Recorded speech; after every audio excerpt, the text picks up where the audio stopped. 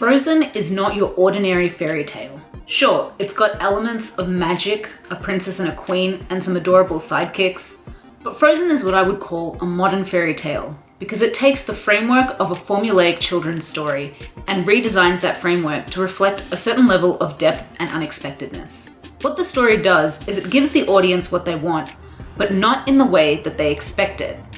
So right off the bat, we know that this is going to be a family-friendly movie with a happy ending, where the good-natured characters that we care about are going to live happily ever after. But we also know that the story has to tell us or show us something that we haven't seen or heard before. Otherwise, there wouldn't be any point to the movie. Because it's very likely that the demographic of people that are interested in seeing this movie have also seen Snow White, Cinderella, Sleeping Beauty, Beauty and the Beast, and The Little Mermaid.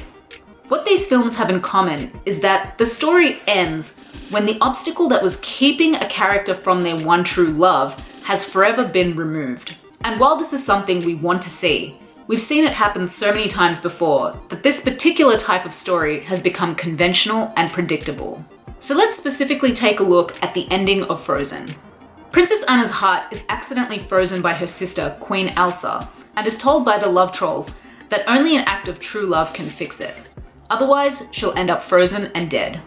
Only an act of true love can thaw a frozen heart. A true love's kiss, perhaps? The story sets up the idea that Anna needs to get to her one true love, which is presumed to be Hans, so he can kiss her and thaw her frozen heart.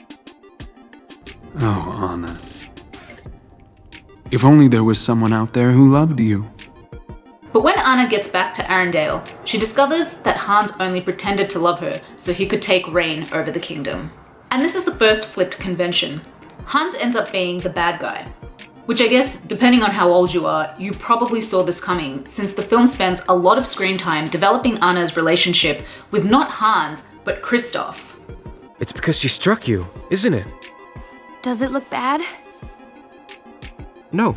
You hesitated. No, I didn't. But to the film's credit, the story also makes several attempts to conceal Hans' cruel motivation, with several moments in the film where he really does appear to be the good guy. Queen Elsa! Don't be the monster they fear you are! And maybe you're thinking, well, Hans and Anna will end up together, and maybe Kristoff and Elsa will kindle some kind of friendship. But no, this is not what happens. Frozen flips another convention by not having Elsa, one of its main characters, link up with the guy at the end of the movie. She remains solo. Because the film was never about her finding love in the first place. That storyline was set up for Anna right from the get-go, who wanted to find someone to love and marry. Whereas Elsa wanted to shut the world out because she didn't have control over her supernatural abilities. But amongst these driving forces, the film sets up a deeper conflict, and that's the relationship between Anna and Elsa, who have been distant and somewhat cold from the moment Elsa struck her with her powers. And we see just how awkward and formal their relationship becomes when they greet each other on the day of the coronation, and Anna's not sure how to act in front of her own sister. You would almost think that they weren't even related. And while you know that they care for one another, that love is never explicitly expressed after the day of the initial accident. Which is why the final flipped convention makes such a powerful statement at the end of the film. Towards the end of the climax, each character is trapped in the snowstorm, holding on to a different, misinformed piece of information. Kristoff thinks Anna's in trouble, which she is because she's moments away from being completely frozen. Hans tells Elsa that she's the reason that her sister has frozen to death and is moments away from killing her. And Anna is left with an important choice and very little time to decide.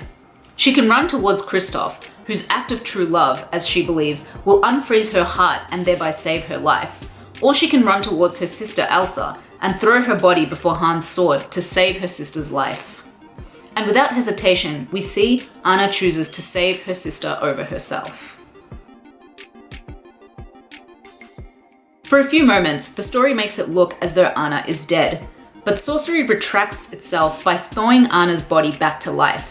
And we learned that Anna's act of true love was sacrificing herself for her sister, not a true love's kiss as convention would have it.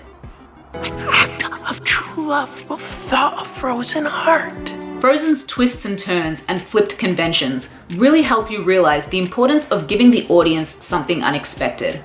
by flipping the interpretation of an act of true love from a romantic kiss as expressed in so many fairy tales prior to this one, to an act of sacrifice for the love of one's sister, Frozen's narrative feels fresh and somewhat modern.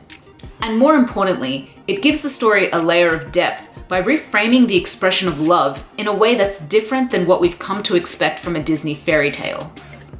That is to say, a story that flips conventions.